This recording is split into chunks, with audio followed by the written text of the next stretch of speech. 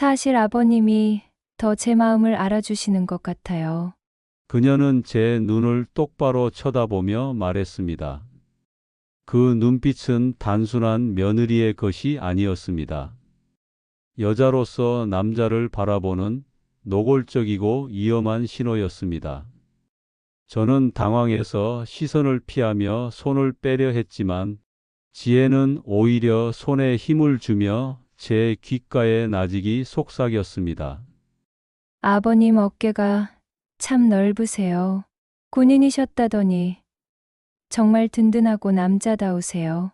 그녀의 은밀한 숨결이 귓가를 스치는 순간 온몸에 소름이 돋았습니다. 이건 아니다. 정신이 번쩍 들었습니다. 지혜야, 그만하거라. 너는 내 며느리이고 민호 아내다. 제가 단호하게 선을 긋자 지혜의 얼굴에 스쳤던 유혹적인 미소가 거짓말처럼 사라졌습니다. 대신 그 자리에는 서늘하고 계산적인 눈빛이 번뜩였습니다.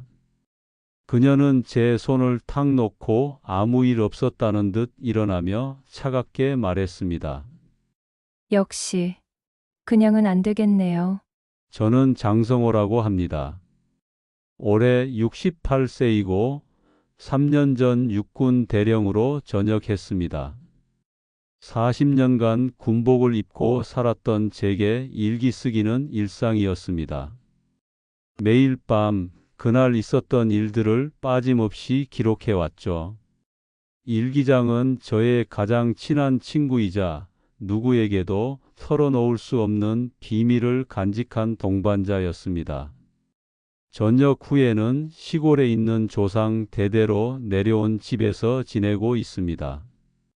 서울에서 프리랜서 웹 디자이너로 일하는 아들 민호와 며느리 지혜, 그리고 5살 손녀 소민이가 월에 한두 번씩 내려와 안부를 묻곤 했습니다. 소민이의 재롱을 보는 것은 제게 큰 기쁨이었습니다. 작은 손녀가 맑은 눈으로 재롱을 부릴 때면 삶의 모든 외로움이 씻겨 내려가는 듯 했죠. 처음엔 지혜가 참 착한 며느리라고 생각했습니다.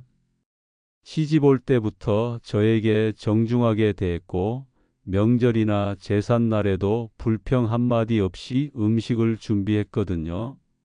넉넉하지 않은 살림에도 늘 밝은 얼굴로 민호를 내조하는 모습이 기특해 보였습니다.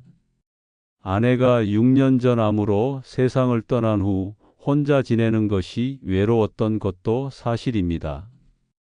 그래서 지혜가 가끔 전화를 걸어 안부를 물을 때면 큰 위안이 되었습니다. 이 모든 이야기가 시작된 것은 2020년 겨울이었습니다. 코로나19로 모든 게 어수선하던 시기, 지혜가 제게 전화를 걸어왔습니다. 아버지 혼자 계시면 심심하시죠? 아니다, 할 일도 많고. 그래도요. 요즘은 코로나 때문에 어디 나가시기도 어려우시잖아요. 고맙다. 제가 자주 안부 전화 드릴까? 민호는 재택근무 때문에 바쁘거든요. 그때부터 지혜는 일주일에 두세 번씩 전화를 걸기 시작했습니다. 처음에는 정말 단순한 안부 전화였습니다. 아버지, 오늘 날씨가 쌀쌀한데 감기 조심하세요. 아버지 혼자 식사하시니까 영양 관리 잘 하셔야 해요. 이런 말들에 제 마음은 따뜻해졌습니다. 혼자 사는 노인에게는 이런 작은 관심도 큰 위로가 되거든요. 지혜는 제게 아내가 세상을 떠난 빈자리를 채워주는 듯 했습니다. 전화가 올 때마다 저는 어린아이처럼 들뜬 마음으로 지혜의 목소리를 기다렸습니다. 몇 개월이 지나면서 지혜는 점점 더 자주 연락했습니다. 그리고 백신 접종이 시작되고 코로나 상황이 조금 나아지자 혼자 내려오는 횟수도 늘어났습니다. 민호는 어디 갔어?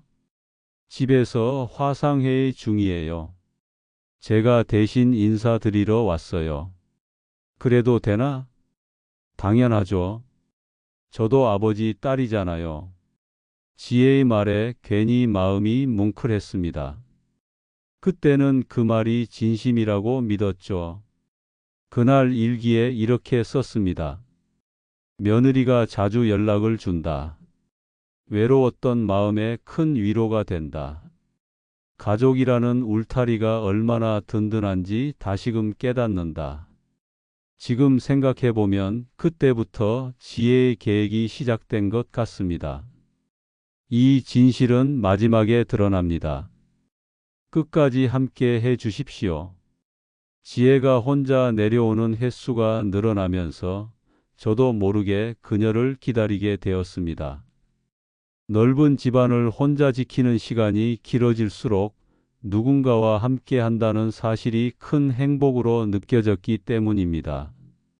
아버지, 오늘 뭐 하셨어요? 별로 한 게 없지. 그러시면 안 돼요. 집에만 계시지 마시고 산책이라도 하셔야죠. 아버지가 건강하셔야 저도 마음이 놓여요. 지혜는 저의 생활에 깊은 관심을 보이며 이런저런 조언을 했습니다. 단순히 말로만 그치지 않았습니다.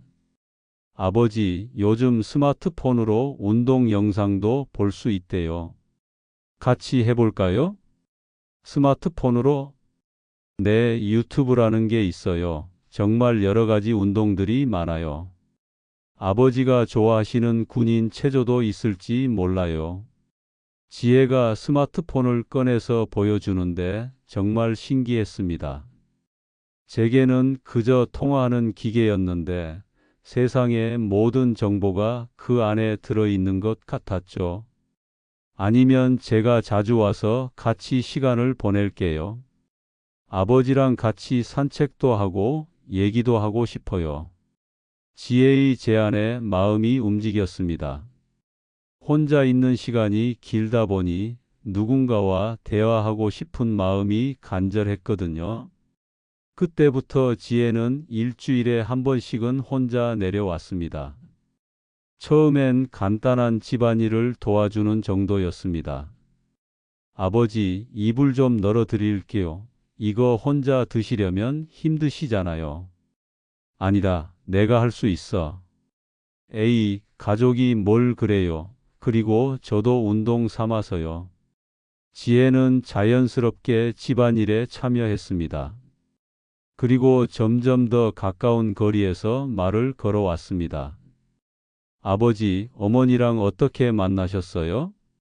왜 갑자기?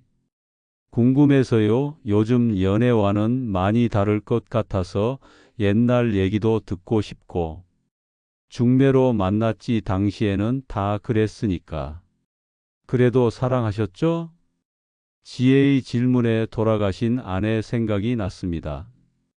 결혼 초기엔 서로 어색했지만 시간이 지나며 깊은 사랑을 나눴었죠. 70평생 가장 소중했던 존재였습니다. 물론이지 내 인생의 전부였다. 부럽다. 저도 그런 사랑 해보고 싶어요. 민호와는 어떻고? 민호는 좋은 사람이긴 한데 요즘 일에만 빠져 있어서요. 재택근무한다고 하루 종일 컴퓨터만 봐요. 저랑 소민이랑 대화할 시간도 없고 여보가 저한테 무관심하다고 느껴질 때가 많아요. 지혜가 한숨을 쉬며 말했습니다. 그녀의 목소리에는 서운함과 공허함이 가득했습니다. 저는 그저 젊은 부부들이 겪는 흔한 문제라고 생각했습니다. 그런 거야, 일이 바쁘면 민호도 가족을 위해서 열심히 하는 거 아니겠냐? 아버지는 어머니랑 마지막까지 많은 대화를 나누셨어요? 갑자기 깊은 질문이 나왔습니다. 그녀의 눈이 진지하게 빛났습니다. 그럼 50년 넘게 살면서도 매일 새로운 얘기를 했지. 서로의 마음을 확인하는데 나이가 무슨 상관이 있겠냐? 와, 정말 부러워요. 저도 아버지랑 그런 얘기를 나누고 싶어요. 지혜의 목소리에 아쉬움이 묻어났습니다. 그날 일기에 썼습니다. 며느리가 부부 관계에 대해 고민이 있는 것 같다. 민호가 일에 너무 바쁜 것 같아 안쓰럽다. 젊은 부부들이 사는 게 쉬운 일이 아니구나. 며칠 후 지혜의 행동에 변화가 생겼습니다. 그녀는 제가 좋아하는 입차를 끓여다 주며 제 옆에 앉았습니다. 평소보다 가까이 앉은 것 같아 저도 모르게 움츠러들었습니다. 아버지 혼자 계시니까 많이 외로우시죠? 뭘? 솔직하게 말씀해 보세요. 저는 가족이니까요. 딸처럼 편하게요. 지혜가 제 팔을 살짝 만지며 말했습니다. 순간 깜짝 놀랐습니다. 군인 시절 그 어떤 위기 속에서도 흔들리지 않던 저였는데 며느리의 갑작스러운 스킨십에 심장이 쿵 떨어지는 듯한 느낌이 들었습니다. 순간적으로 얼굴이 붉어지고 심장이 빨리 뛰는 것을 느꼈지만 바로 이성을 되찾았습니다. 이건 옳지 않았다. 아들의 아내에게, 손녀의 엄마에게 느껴서는 안 될 감정이었다. 마치 스스로에게 경고하듯 마음속에서 거부감이 솟구쳤습니다. 지혜야, 괜찮아요.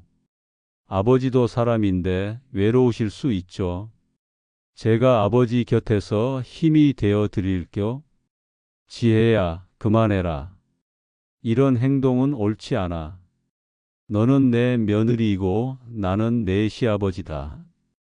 하지만 지혜의 스킨십은 그 후로도 조금씩 늘어났습니다. 차를 가져다 줄 때 어깨에 손을 올린다든지 이야기를 나눌 때 팔을 만진다든지 저는 그때마다 불편함을 느끼며 거리를 두려 애썼습니다. 처음엔 그냥 친근함의 표현이라고 생각했지만 점점 이상한 기분이 들기 시작했습니다. 제 마음속에 알 수 없는 불안감이 싹트기 시작했죠. 아버지, 어깨 마사지 좀 해드릴까요? 많이 뭉치신 것 같아요. 아니다, 괜찮아. 어깨가 많이 결린 것 같은데요. 군대에서 무리하셔서 그런가 봐요. 제가 시원하게 풀어드릴까요? 정말 괜찮다고. 하지만 지혜는 제 말을 무시하고 뒤로 와서 어깨를 주무르기 시작했습니다. 그녀의 손길이 익숙하지 않았습니다. 불편하고 어색했죠. 아버지 어깨가 정말 넓으시네요. 역시 군인이셨던 분답게 든든하세요. 지혜야, 그만해도 돼. 왜요? 시원하시잖아요. 그때 지혜가 제 귀에 가까이 와서 속삭였습니다. 그녀의 숨결이 귓가를 스치는 순간 온몸에 소름이 돋았습니다. 아버지, 저한테 편하게 말씀하세요. 뭐든 다 들어드릴게요. 아버지의 비밀도요. 이건 단순한 친근함이 아니었습니다. 무언가 위험한 의도가 숨겨져 있다는 직감이 들었습니다. 지혜야, 그만하자. 이러면 안 되지. 소민이 엄마가. 아, 그렇긴 하네요. 지혜는 아쉬워하는 표정을 지으며 물러났습니다. 그날 밤 잠을 이룰 수가 없었습니다. 지혜의 행동이 단순한 친근함을 넘어선 것 같다는 생각이 머릿속을 떠나지 않았습니다. 일기에는 이렇게 썼습니다. 며느리의 스킨십에 순간적으로 얼굴이 붉어지고 심장이 빨리 뛰었다. 그런데 며느리의 행동이 조금 이상하다. 내가 오해하는 건가? 아니면 정말 뭔가 의도가 있는 건가? 아무래도 민호에게 이 사실을 알려야겠다. 하지만 저는 민호에게 말할 수 없었습니다. 아들이 괜한 오해를 할까봐 혹은 지혜를 의심하는 제 자신을 이상하게 볼까봐 두려웠기 때문입니다. 바로 이 일기 내용들이 나중에 지혜의 무기가 될 줄은 꿈에도 몰랐습니다. 그 일 이후로 지혜의 행동은 더욱 대담해졌습니다. 처음에는 사소한 친절로 시작되었지만 이제는 저를 혼란스럽게 만들려는 듯한 행동으로 변해갔습니다. 아버지, 오늘 날씨가 더운데 시원한 옷으로 갈아입으세요. 지혜가 제 옷을 직접 골라주며 말했습니다. 평소보다 얇은 셔츠를 권하더군요. 이건 좀. 아버지 체격이 좋으시니까 이런 옷이 잘 어울려요. 보기 좋으세요? 그녀 자신도 평소보다 몸에 딱 맞는 옷을 입고 있었습니다.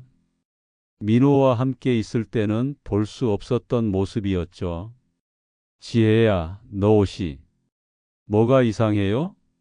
더운데 이 정도는 괜찮죠. 아버지가 이상하게 보실까봐 그래요? 그녀의 말에 저는 아무 말도 할 수 없었습니다. 그날 오후 제가 마당에서 잔디를 깎고 있을 때였습니다. 떼약볕 아래에서 땀을 흘리고 있었는데 지혜가 차가운 물을 가져다 주며 제 옆에 쪼그려 앉았습니다.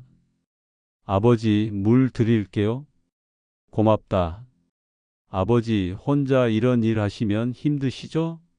민호가 해드려야 하는데. 할만해. 제가 자주 와서 도와드릴게요. 어차피 민호는 바쁘고 소민이는 어린이집 가고. 그러면서 지혜가 제 이마에 땀을 손수건으로 닦아줬습니다. 그녀의 손길은 필요 이상으로 오래 머물렀습니다. 저는 당황해서 고개를 돌리려 했지만 지혜는 멈추지 않았습니다. 그녀의 눈이 제 눈을 의미심장하게 바라봤습니다. 아버지, 정말 멋있으세요. 이렇게 일하시는 모습이요. 남자답고 민호도 아버지 닮았으면 좋았을 텐데. 지혜야, 이상한 소리 하지 마. 민호는 좋은 아들이다. 이상한 소리가 아니에요. 진심이에요. 아버지는 저를 여자로 보는 게 아니라고 말씀하실 건가요? 뭐라고? 지혜가 더 가까이 다가왔습니다. 위험한 기운이 느껴졌습니다. 이대로는 안 된다는 생각이 들었습니다. 아버지, 솔직히 말씀드릴게요. 저 아버지를 많이 의지하고 있어요. 의지? 네. 민호는 요즘 일만 하고 저랑 소민이한테는 관심이 없어요. 퇴근하고 와서도 컴퓨터만 붙잡고 있고요. 지혜의 목소리에 서운함이 담겨 있었습니다. 그래서 아버지가 있어서 정말 다행이라고 생각해요. 아버지와 함께 있을 때면 제가 여자로서 대접받는 느낌이 들어요. 저도 사랑받고 싶어요. 지혜야. 아버지만 저를 진짜로 이해해 주시는 것 같아서요. 저희가 서로 외로운 것을 채워주면 안 될까요? 지혜가 제 손을 잡으려고 했습니다. 깜짝 놀라서 손을 뺐습니다. 지혜야, 이러면 안 돼. 너는 내 아들의 아내이고 내 손녀의 엄마다. 그런 생각을 할 수 있다는 것 자체가 너무나도 위험하다. 왜요? 가족끼리 손잡는 것도 안 돼요? 그런 뜻이 아니라 오해할 수 있는 행동은 하지 말아라. 아버지도 외로우시잖아요. 저도 외로워요. 서로 의지하면 안 되나요? 지혜의 말이 점점 더 위험해지고 있었습니다. 저는 더 이상 이 상황을 방치할 수 없다고 생각했습니다. 지혜야, 집에 가자. 소민이가 어린이집에서 올 시간이야. 소민이는 민호가 데리러 갔어요. 그래도 아버지, 진짜 솔직하게 말해봐요. 저를 어떻게 생각하세요? 며느리로만 보세요? 아니면 지혜야, 그만해. 더 이상 한마디라도 했다간 민호에게 이 모든 사실을 털어놓겠다. 큰 소리를 쳤습니다. 지혜가 놀란 표정을 지었습니다. 왜 그렇게 화내세요? 제가 무슨 말을 했다고? 너는 내 며느리야. 그리고 소민이 엄마다. 너의 행동은 결코 용납될 수 없다. 며느리면 어때요? 저도 여자고 아버지도 남자잖아요. 외로운 사람끼리 서로 의지하는 것이 잘못된 일인가요? 지혜야, 정신 차려. 너의 행동에는 불순한 의도가 숨겨져 있는 것 같다. 나도 더 이상 너를 딸처럼 대할 수 없을 것 같다. 저 정신 멀쩡해요. 아버지야말로 솔직해지세요. 아버지는 저한테 아무런 감정도 없으셨나요? 제가 좋지 않으셨나요? 지혜가 다시 제게 다가오려고 했습니다. 저는 뒤로 물러나며 손을 저었습니다. 집에 가. 당장. 아버지. 가라고. 더 이상 내 집으로 오지 말아라. 지혜는 서운해하는 표정을 지으며 가방을 챙겼습니다. 아버지 생각해 보세요. 우리 둘 다 이렇게 외로운데 이 일은 아무도 모를 거예요.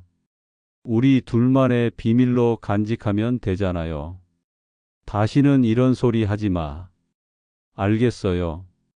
하지만 마음은 어쩔 수 없잖아요. 아버지를 향한 제 마음은 변하지 않을 거예요. 지혜가 나가고 나서 한참을 멍하니 앉아 있었습니다. 도대체 뭘 들은 건지 이게 현실인지 믿어지지 않았습니다. 그 일 이후로 지혜는 2주 동안 나타나지 않았습니다. 민호도 바쁘다며 연락이 뜸했습니다. 저는 조용한 시간이 지나며 안도했습니다. 이제 지혜도 정신을 차렸겠지, 더 이상 내 집으로 오지 않겠지 하고 생각했죠. 하지만 그런 생각은 2주 만에 산산조각 났습니다. 아버지 안녕하세요. 지혜가 다시 나타났습니다. 하지만 예전과는 완전히 다른 모습이었습니다. 차갑고 계산적인 표정이었습니다. 그녀의 눈은 저를 향한 애정 대신 무언가를 노리는 듯한 탐욕으로 가득 차 있었습니다.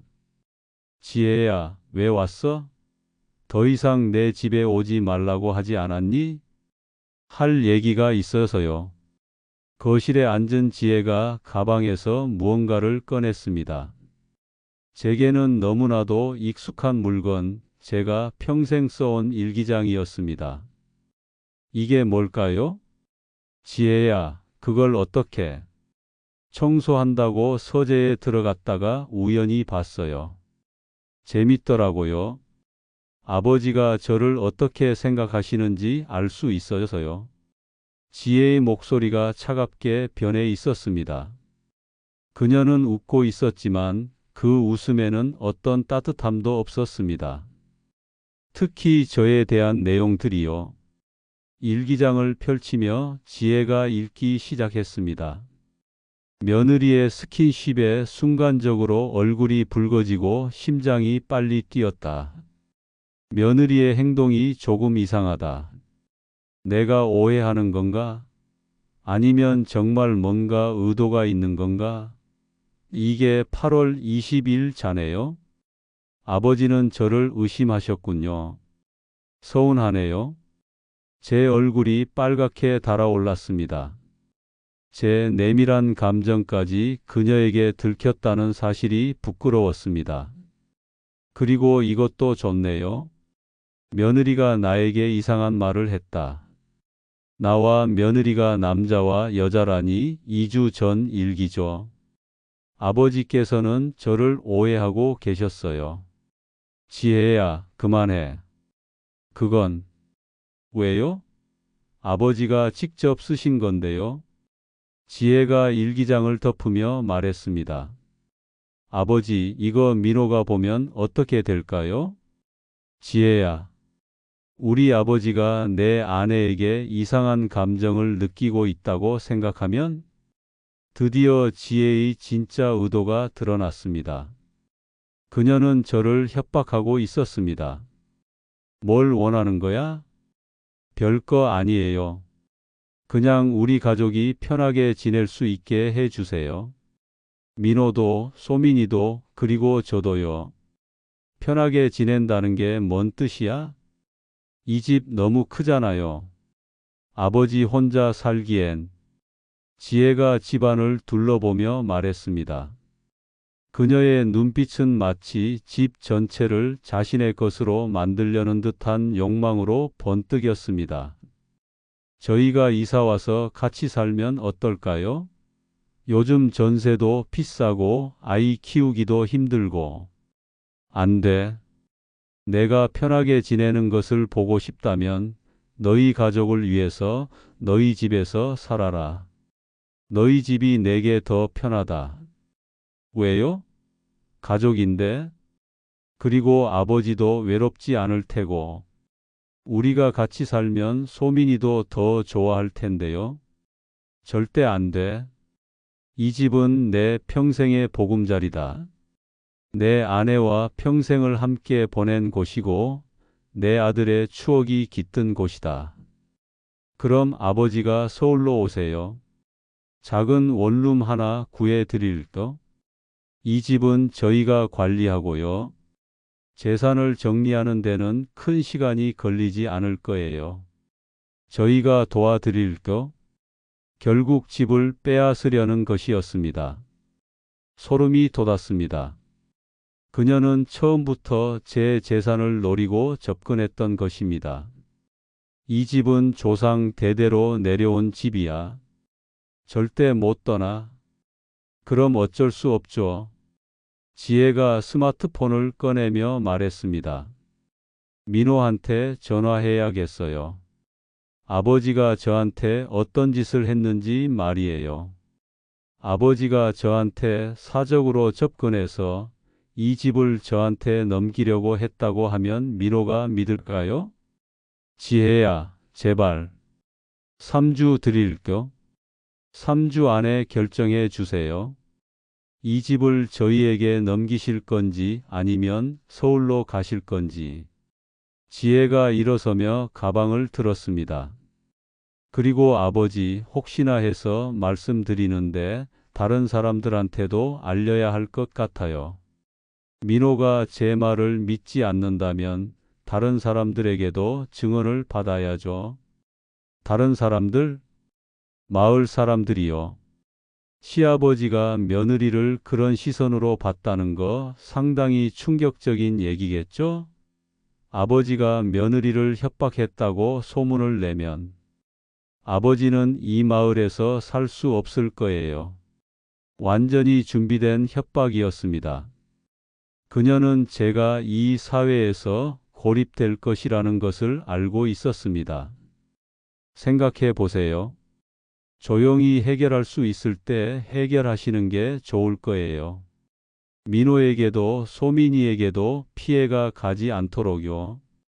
그리고 은행 계좌나 부동산 같은 것들도 미리 정리해 두세요. 나중에 복잡해지면 안 되니까. 지혜는 아예 제 재산 목록까지 파악하고 있었습니다.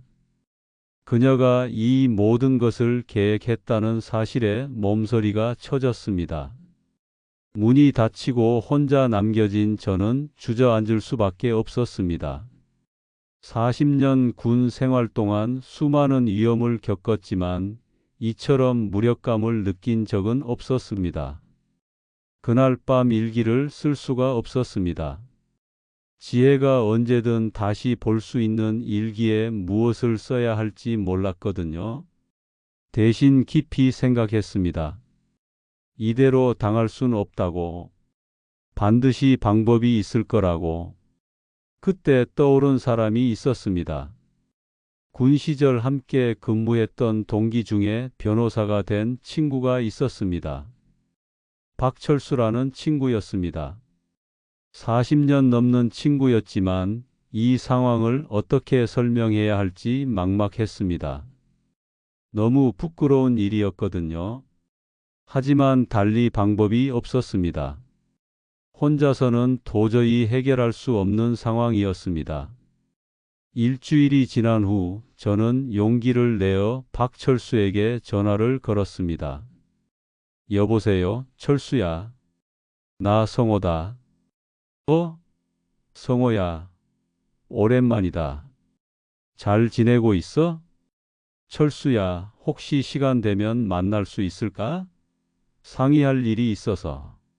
내게 조언을 듣고 싶다. 무슨 일이야? 목소리가 심상치 않은데? 전화로는 말하기 어려워. 직접 만나서 얘기하자. 내가 있는 곳으로 가겠다. 알았어.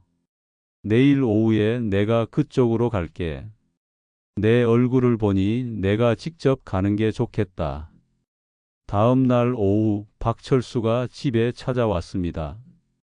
오랜만에 본 친구의 얼굴이 반가웠지만 제 상황을 설명하기가 부끄러웠습니다. 성호야, 무슨 일이야? 얼굴이 많이 안 좋아 보이는데? 저는 조심스럽게 그동안 있었던 일들을 설명했습니다. 지혜의 접근부터 협박까지 모든 걸 털어놓았습니다. 제 이야기를 들은 박철수의 얼굴은 점점 굳어졌습니다. 이런 일이 성호야, 이거 완전히 계획된 사기야. 사기? 허니 트랩이라고 하지. 이성을 이용해서 상대방을 함정에 빠뜨리는 거야.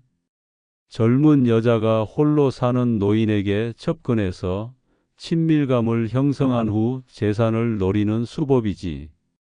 요즘 혼자 사는 시니어들을 대상으로 많이 일어나는 수법이야. 그럼 내가 당한 거야? 당연하지. 처음부터 내 재산을 노리고 접근한 거야. 그 며느리라는 여자는 진짜 며느리가 아닐 수도 있어. 그럼 어떻게 해야 해? 그 여자의 계획을 멈춰야 한다. 일단 다음에 지혜가 와서 협박할 때를 대비해야 해. 스마트폰으로 녹음을 할 준비를 해.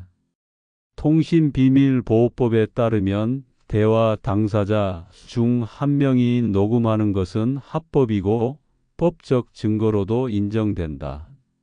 협박하는 내용을 녹음하면 완벽한 증거가 돼. 박철수가 제 스마트폰을 확인하며 녹음 방법을 알려주었습니다. 그리고 내가 근처에서 기다리고 있을게. 내가 위험할 수도 있으니. 정말? 물론이지. 친구가 이런 일을 당하는데 가만히 있을 순 없어. 그런데 한 가지 더 확인해야 할 게 있어. 박철수가 갑자기 생각난 듯이 말했습니다. 성호야, 혹시 지혜가 다른 곳에서도 이런 짓을 했을 가능성이 있어. 다른 곳에서? 허니트랩 사기꾼들은 보통 여러 타겟을 동시에 노리거든. 내가 인터넷에서 한번 검색해 볼게. 비슷한 사건들을 찾아보면 단서를 얻을 수 있을 거야. 박철수는 변호사답게 차근차근 계획을 세웠습니다. 일단 지혜가 다시 올 때까지 기다려. 그리고 최대한 자연스럽게 대화하면서 협박하는 내용을 녹음해. 알았어. 내게 이 일은 너무 어렵다. 절대 위험한 상황까지 가면 안 돼. 내가 근처에서 기다리고 있을 테니까 위급하면 큰 소리로 불러. 내 목소리가 들리면 지혜도 놀라서 도망갈 거야. 며칠 후 박철수가 다시 찾아왔습니다. 그의 표정은 심각했습니다. 성호야, 뭔가 찾은 것 같아. 뭘? 인터넷 검색해 보니까 비슷한 사건들이 꽤 있더라. 특히 작년에 경기도에서 비슷한 수법의 사기 사건이 있었다는 기사를 찾았어. 정말? 이름까지는 확인 안 되지만 수법이 거의 똑같아. 며느리 행세하면서 일기장 내용 이용하고 허위 사실을 유포하겠다고 협박하고 재산 요구하고. 박철수가 스마트폰 화면을 보여주었습니다. 이거 봐.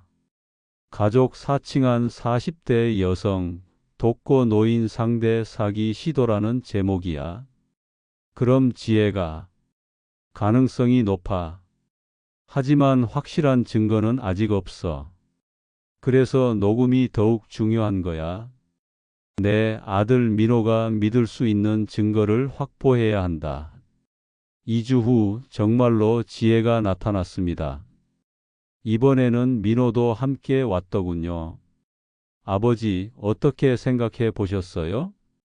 박철수는 미리 약속한 대로 뒷마당 창고에 숨어 있었습니다. 저는 조심스럽게 스마트폰 녹음을 시작했습니다. 지혜야, 무슨 얘기야? 내가 민호와 함께 와서 다행이구나. 아버지, 3주 전에 말씀드린 거 기억하시죠? 저희 이사 얘기요. 민호가 이상한 표정으로 지혜를 보았습니다. 무슨 말? 이사라니? 지혜가 민호를 힐끗 보더니 조심스럽게 말했습니다. 이사 얘기요.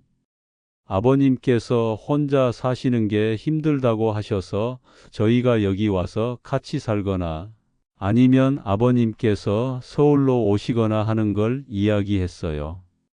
민호가 저를 보았습니다. 아버지, 정말 그런 생각을 하셨어요? 왜 저한테는 한마디도 안 하셨어요?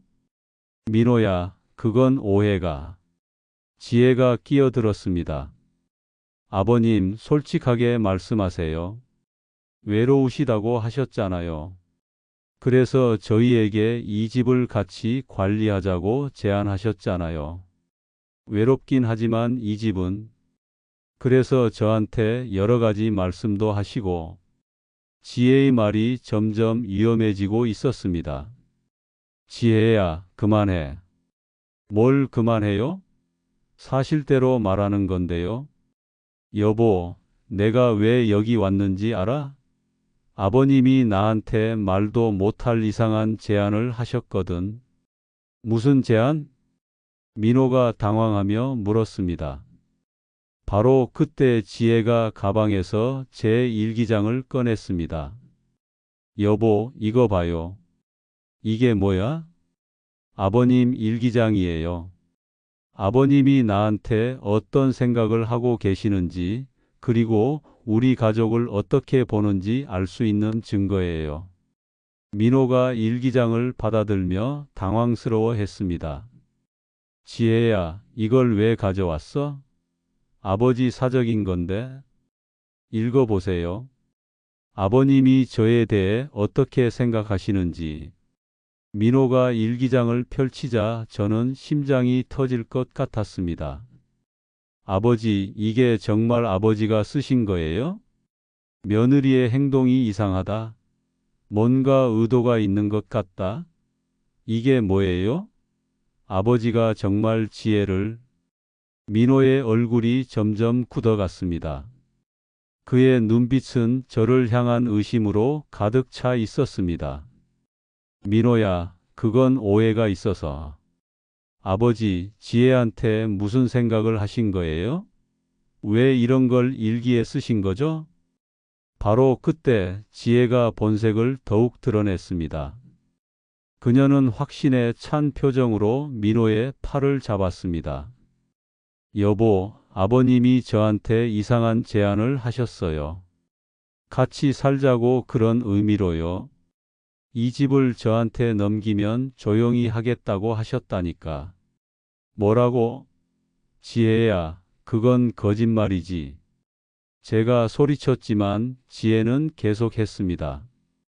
여보, 저도 정말 충격이었어요. 그래서 조용히 해결하려고 했는데. 조용히 해결한다는 게 뭐야? 민호가 혼란스러워하며 지혜에게 물었습니다. 아버님이 서울로 오시거나 아니면 이 집을 저희 명의로 넘기시면 아무 말 안 하기로 했어요. 아버지가 외로우신데 제가 옆에서 위로해 드린다고 했더니 아버지가 제게 이상한 감정을 품으셨어요. 집을 넘기라고? 지혜야, 너 지금 뭘 하는 거야? 민호의 목소리가 높아졌습니다. 그의 얼굴에는 분노와 실망이 섞여 있었습니다. 여보, 이해해줘요. 저도 피해자라고요. 아버님이 저에게 자꾸 이상한 눈빛을 보내셨어요. 저도 정말 무서웠다니까요. 3주일 안에 결정 안 하시면 주변에 다 알릴 거예요. 민호에게도 소민이에게도 피해가 가도록 말이에요. 주변에 알린다고? 마을 사람들한테요? 시아버지가 며느리한테 이런 짓을 했다고. 바로 그 순간이었습니다. 그만하십시오. 뒷문에서 박철수가 나타났습니다. 그의 손에는 스마트폰이 들려 있었습니다. 누구세요? 아버지 친구분인가요? 지혜가 당황하며 물었습니다. 그녀의 얼굴은 순식간에 하얗게 변했습니다. 변호사 박철수입니다. 그리고 방금 대화를 모두 녹음했습니다. 상황이 순식간에 바뀌었습니다. 저를 향하던 지혜의 모든 공격이 박철수에게로 향했습니다. 변호사? 민호가 놀라며 박철수를 보았습니다. 성호 형이 제 40년 지기 친구입니다. 그리고 방금 들은 대화는 명백한 협박죄에 해당합니다. 박철수가 차분하게 말했습니다. 그의 목소리에는 단호함이 묻어 있었습니다. 협박? 무슨 말씀이세요? 저는 협박 같은 거 안 했어요. 지혜가 당황하며 반박했습니다. 윤지혜 씨, 노인을 대상으로 한 허니트랩 사기를 시도한 겁니다. 그리고 지금 협박까지 하고 있고요. 경찰에 신고하면 이 모든 대화가 증거가 될 겁니다. 지혜 씨가 저희 가족을 상대로 사기 행각을 벌인 것이 명백하게 드러날 테니까요. 증거가 있어요? 당연히 있습니다. 박철수가 스마트폰을 들어 보였습니다. 방금 윤지혜 씨가 성호 형을 협박하는 내용이 모두 녹음되어 있습니다. 그리고 박철수가 녹음 파일을 재생했습니다. 지혜의 목소리가 선명하게 들렸습니다. 3주일 안에 결정 안 하시면 주변에 다 알릴 거예요. 마을 사람들한테요. 시아버지가 며느리한테 이런 짓을 했다고. 그리고 또 다른 정보도 있습니다. 박철수가 스마트폰을 꺼냈습니다. 인터넷에서 찾은 기사인데요.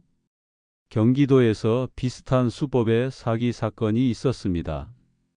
이름은 밝혀지지 않았지만 수법이 거의 똑같았습니다. 민호가 충격받은 표정으로 화면을 보았습니다. 가족 사칭한 40대 여성, 독거 노인 상대 사기 시도. 이게 뭐야? 수법이 똑같습니다. 일기장 이용하기, 허위 정황 만들기, 재산 요구하기. 그 여성은 아직 잡히지 않은 걸로 알고 있습니다만 지혜 씨의 신분과 과거를 조사하면 모든 것이 밝혀지겠죠. 지혜가 점점 구석으로 몰리고 있었습니다. 그녀의 얼굴은 패닉으로 가득 차 있었습니다. 그리고 성호 형의 일기장 내용도 문제 없습니다. 박철수가 제 일기장을 들어 보였습니다. 이 정도 내용은 혼자 사는 노인이 며느리의 이상한 행동에 대해 의심하고 경계하는 자연스러운 반응입니다. 오히려 윤지혜 씨의 계획적인 접근을 보여주는 증거가 되죠. 모든 것은 지혜 씨의 의도적인 행동으로 보입니다. 민호가 천천히 지혜에게 다가갔습니다. 그의 표정에는 분노와 실망이 섞여 있었습니다. 지혜야, 정말 이런 짓을 한 거야? 나를 속이고 소민이를 속이고 그리고 우리 아버지를 속였어? 여보, 들어봐요. 이건 오해예요. 저는 그런 의도가 아니었어요. 뭐가 오해야? 다 녹음되어 있잖아. 내가 아버지 협박하는 거 다 들었어. 민호가 목소리를 높였습니다. 그의 목소리에는 배신감과 절망감이 가득 차 있었습니다. 아버지한테 이런 짓을 하고 나까지 속였어? 내가 나한테 말도 안 하고 아버지와 만난 것이 다 이런 이유 때문이었구나. 여보, 아니에요. 정말로. 그럼 방금 녹음은 뭐야? 내가 아버지 협박하는 거 다 들었어. 소민이는 어떻게 하라고? 민호가 절망스러운 표정으로 고개를 저었습니다. 그때 지혜가 갑자기 일어나더니 문 쪽으로 뛰어갔습니다. 어디 가는 거야? 민호가 쫓아갔지만 지혜는 이미 현관문을 열고 나가고 있었습니다. 그녀는 뒤도 돌아보지 않고 달아났습니다. 도망가봤자 소용없습니다. 내일 경찰서에 신고할 예정이거든요. 박철수가 침착하게 말했습니다. 민호가 털썩 의자에 주저앉았습니다. 그의 눈에는 눈물이 고여 있었습니다. 그는 아버지로서, 남편으로서, 그리고 한 사람으로서 큰 혼란을 느끼고 있었습니다. 아버지, 정말 죄송합니다. 지혜를 믿고 아버지를 의심할 뻔했습니다. 제가 지혜를 제대로 보지 못했어요. 제가 바보 같았어요. 괜찮다, 민호야. 내 잘못이 아니야. 지혜가 너무 교묘했어. 너를, 나를, 우리 가족 모두를 속였다. 하지만 소민이는 어떻게 하죠? 소민이도 있는데? 소민이는 죄가 없어. 내가 잘 키워야지. 소민이는 우리 가족의 희망이다. 네, 아버지. 그런데, 뭐? 아버지, 죄송하지만 소민이랑 함께 여기서 살 수 있을까요? 서울에서는 혼자 아이 키우기가 너무 힘들어요. 그리고 이번 일로 깨달았어요. 가족이 얼마나 소중한지를요. 아버지와 소민이가 함께 있는 것이 저희 가족에게 가장 큰 행복이라는 것을요. 민호의 제안에 저는 조금 놀랐습니다. 정말이냐? 네. 재택근무로 전환 가능하고 인터넷만 연결하면 일하는데 문제 없어요. 소민이도 이 집을 정말 좋아하고요. 박철수가 저희를 바라보며 말했습니다. 성호야, 좋은 생각인 것 같아. 혼자 사는 것보다는 함께 사는 것이 더 좋지 않겠니?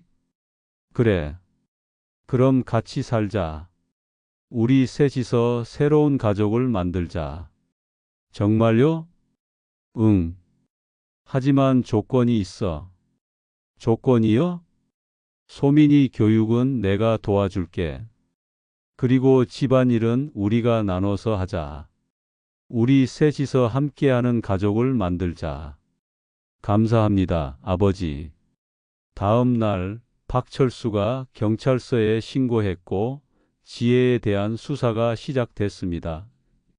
사기 및 협박 혐의로 기소된 지혜는 결국 1년 6개월의 실형을 선고받았습니다. 그렇게 저의 길고 긴 악몽이 끝이 났습니다. 재판이 끝나고 2개월 후 민호와 소민이가 완전히 이사를 왔습니다. 집안이 갑자기 활기차졌습니다. 조용하고 고요했던 집안이 아이의 웃음소리로 가득 찼습니다. 할아버지, 이제 7살이 된 소민이가 제게 뛰어왔습니다. 1년 넘게 고생하는 동안 많이 자라 있었습니다. 소민아, 할아버지 보고 싶었지? 네. 엄마는 어디 갔어요? 엄마랑도 같이 살고 싶어요. 어린 소민이는 아직 상황을 완전히 이해하지 못하고 있었습니다. 엄마는 잠깐 멀리 가 있어. 엄마가 일 때문에 바빠서. 민호가 조심스럽게 대답했습니다. 언제 돌아와요? 소민이 학교 갈 때까지는 돌아와야 하는데 좀 오래 걸릴 것 같아. 하지만 소민이 옆에는 할아버지랑 아빠가 있잖아. 우리 셋이서 더 행복하게 살면 되지. 그럼 할아버지랑 아빠랑 같이 살 거예요? 그래, 우리 셋이 같이 살 거야. 소민이가 이 집에서 행복하게 지내면 아빠는 더 바랄 게 없어.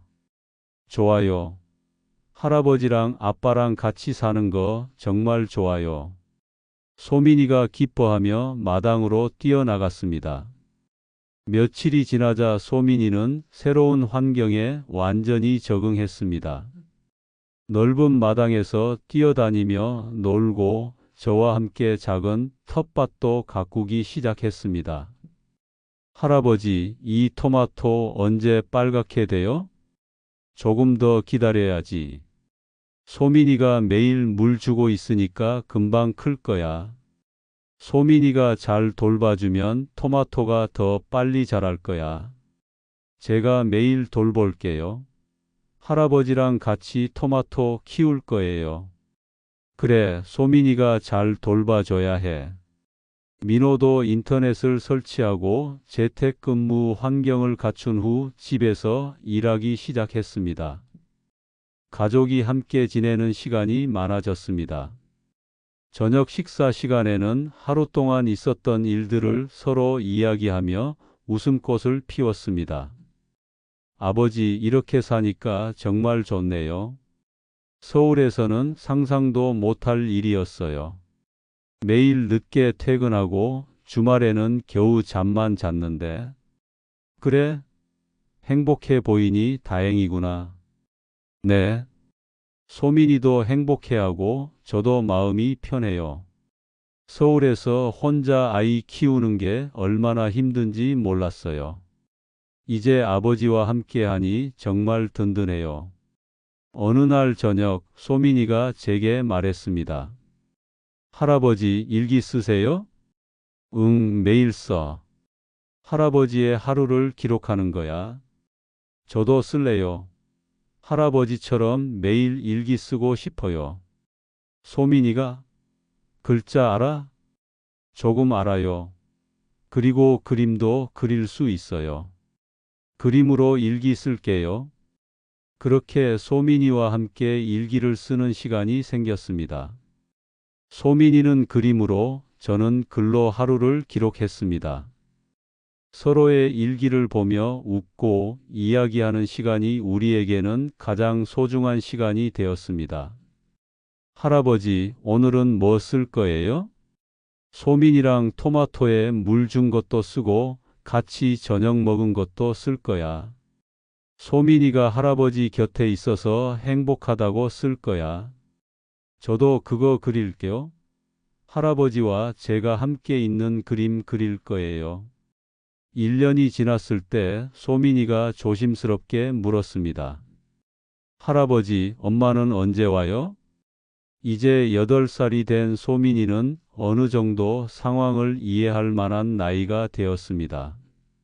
소민아, 할아버지가 말해줄게. 엄마가 잘못된 일을 해서 지금 반성하고 있어.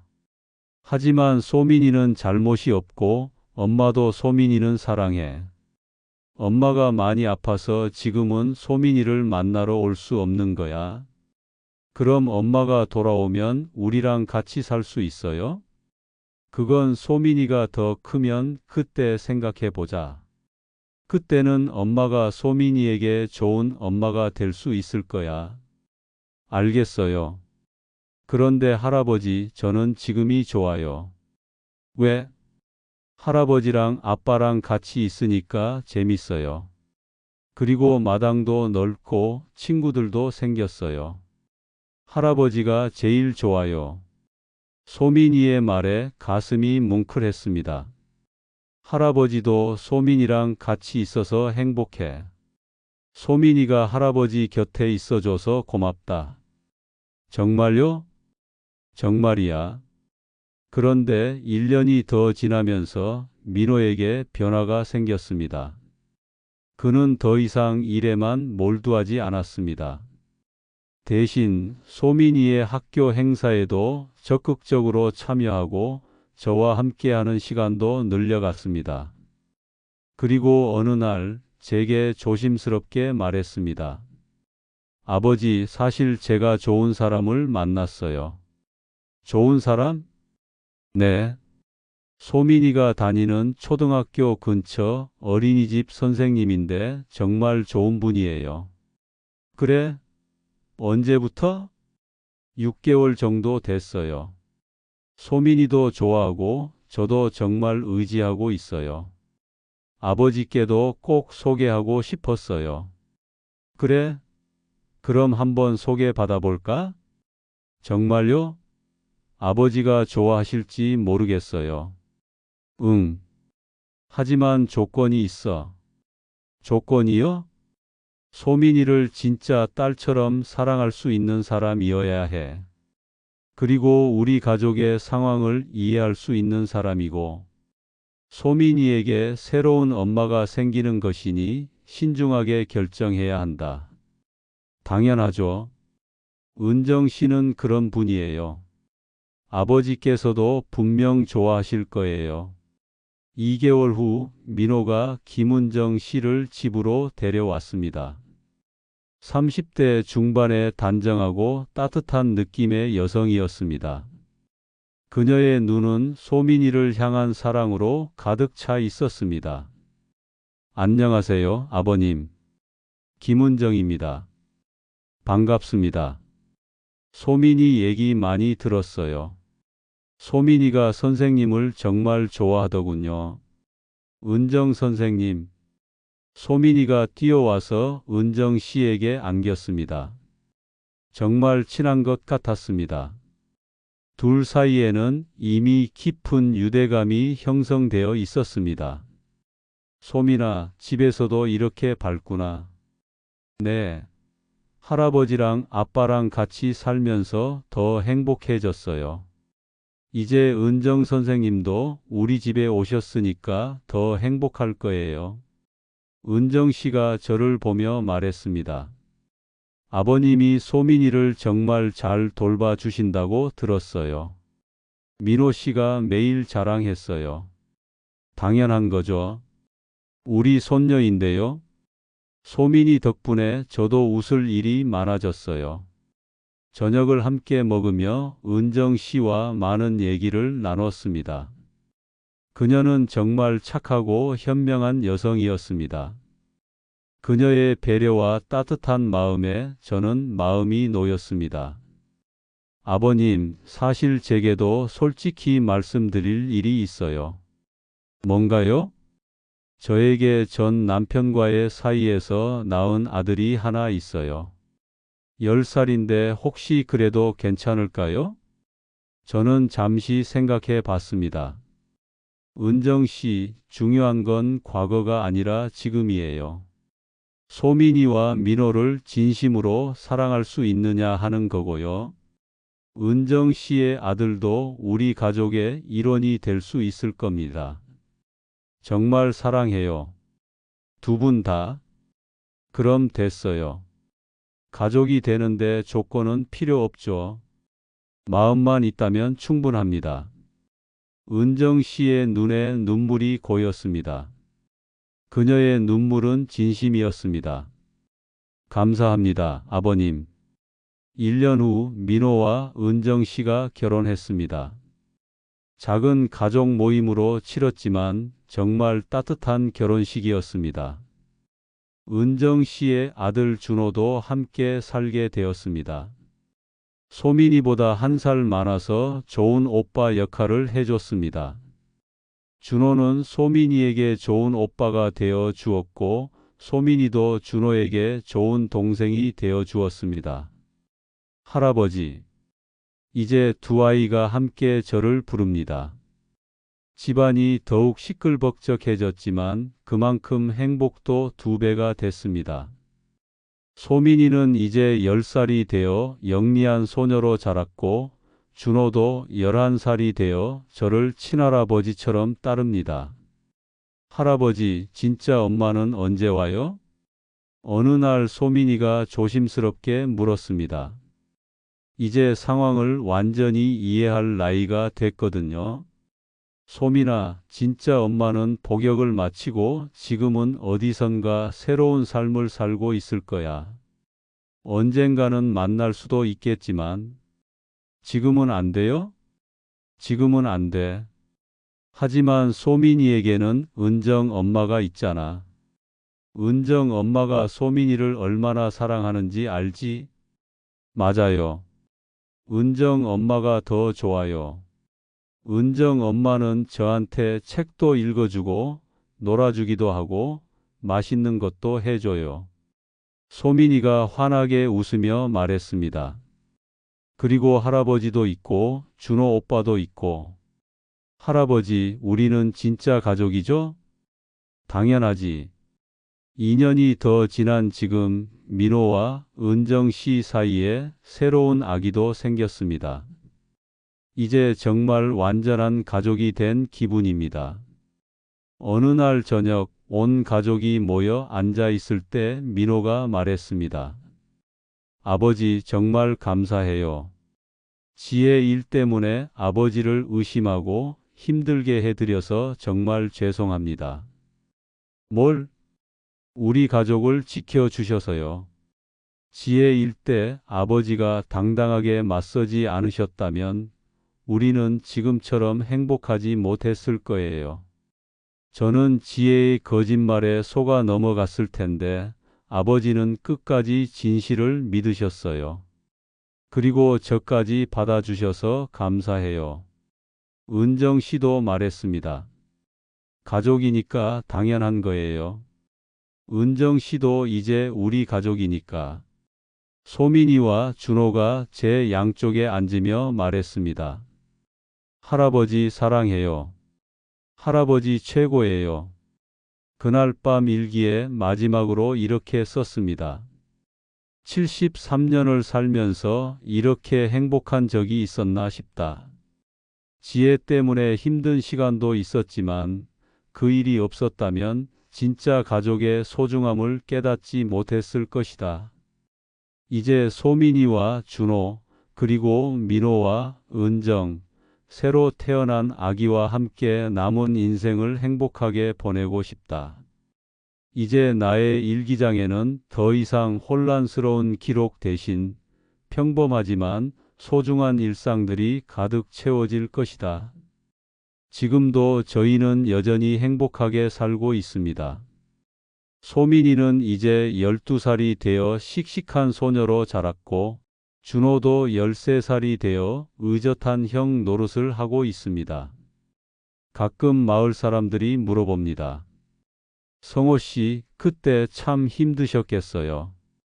며느리 때문에 고생이 많으셨다고 들었어요. 힘들었지만 덕분에 진짜 가족을 얻었어요. 이 아이들이 제게는 가장 소중한 보물입니다. 그래도 속상하셨을 텐데. 속상하기보다는 교훈이 됐어요. 사람을 너무 쉽게 믿어서도 안 되지만 그렇다고 모든 사람을 의심하며 살 수도 없다는 걸 깨달았죠. 저에게는 믿을 수 있는 친구도 있고 사랑하는 가족도 있으니까요. 박철수도 가끔 찾아와서 손자들과 함께 시간을 보냅니다. 성호야, 정말 잘됐다. 이런 결말이 최고지.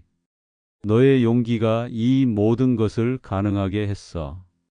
그래, 고마워 철수야. 내가 없었으면 어떻게 됐을지. 친구 사이에 뭘. 그런데 요즘 이런 사기가 정말 많아. 다른 어르신들도 조심해야 해. 너처럼 용기 있는 어르신들이 더 많아졌으면 좋겠다. 그렇게 저의 이야기가 끝났습니다. 며느리의 계획된 허니트랩과 협박으로 인해 힘든 시간을 보냈지만 결국 진짜 가족의 의미를 깨닫게 되었습니다. 지혜는 어디서 어떻게 지내고 있는지 모릅니다. 소민이가 더 자라서 만나고 싶어 한다면 그때 생각해 볼 문제라고 봅니다. 지금 저는 민호, 은정, 소민, 준호, 그리고 새로 태어난 막내와 함께 시골 집에서 행복하게 살고 있습니다. 매일 아이들과 함께 일기를 쓰고 텃밭에서 채소를 기르며 평범하지만 소중한 일상을 보내고 있습니다. 40년간 군 생활을 하며 많은 위기를 겪었지만 가장 큰 위기는 가족 안에서 왔었습니다. 하지만 그 위기를 통해 진짜 가족을 만날 수 있었던 것 같습니다. 피로 연결된 가족뿐만 아니라 사랑으로 맺어진 가족도 있다는 것을요. 혹시 비슷한 상황에 처한 분들이 계시다면 포기하지 마시기 바랍니다. 진실은 반드시 밝혀지고 진짜 가족은 끝까지 함께 할 거예요. 그리고 혼자 사시는 시니어 분들께는 조심하시라는 말씀을 드리고 싶습니다. 이런 허니트랩 사기가 생각보다 많이 일어나고 있거든요. 너무 의심하며 살 필요는 없지만 갑자기 지나치게 친밀해지려는 사람이 있다면 한 번쯤은 주의 깊게 살펴보시기 바랍니다. 그리고 가능하다면 증거를 남겨두세요. 스마트폰 녹음이나 문자 메시지 같은 것들이 나중에 큰 도움이 될 수 있습니다. 저희 가족의 경우처럼 위기가 오히려 더 큰 행복을 가져다 줄 수도 있습니다. 중요한 것은 포기하지 않고 끝까지 진실을 밝히려는 의지와 도움을 요청할 수 있는 용기입니다. 혼자 해결하려고 하지 마시고 주변의 도움을 받으세요. 변호사나 경찰 또는 신뢰할 수 있는 가족과 친구들이 여러분의 편이 되어줄 거예요. 그리고 무엇보다 중요한 것은 이런 일을 당했다고 해서 자신을 탓하지 마시라는 겁니다. 잘못한 건 사기꾼들이지 피해를 당한 분들이 아니거든요. 저도 처음엔 제 자신을 많이 탓했습니다. 내가 더 조심했어야 했는데 내가 너무 순진했나 하는 생각들 말이에요. 하지만 철수가 말해준 것처럼 이건 저의 잘못이 아니었습니다. 교묘하게 계획된 범죄였을 뿐이었죠. 여러분도 혹시 비슷한 상황을 겪고 계시다면 자신을 탓하지 마시고 용기를 내어 도움을 요청하시기 바랍니다. 마지막으로 가족의 소중함을 다시 한번 느끼게 된 이야기였습니다. 때로는 위기가 가족을 더욱 단단하게 만들어주기도 해요. 서로를 더 이해하게 되고 더 사랑하게 되죠. 지금 제 곁에는 진짜 가족들이 있습니다. 피로 연결된 가족도 있고 사랑으로 맺어진 가족도 있어요. 모두 소중하고 감사한 존재들입니다. 여러분도 오늘 하루 가족들과 함께 행복한 시간 보내시길 바라며 제 이야기를 마치겠습니다. 이 이야기가 도움이 되셨다면 구독과 좋아요, 알림 설정으로 함께 해주세요. 앞으로도 더 많은 진솔한 이야기들을 들려드리겠습니다.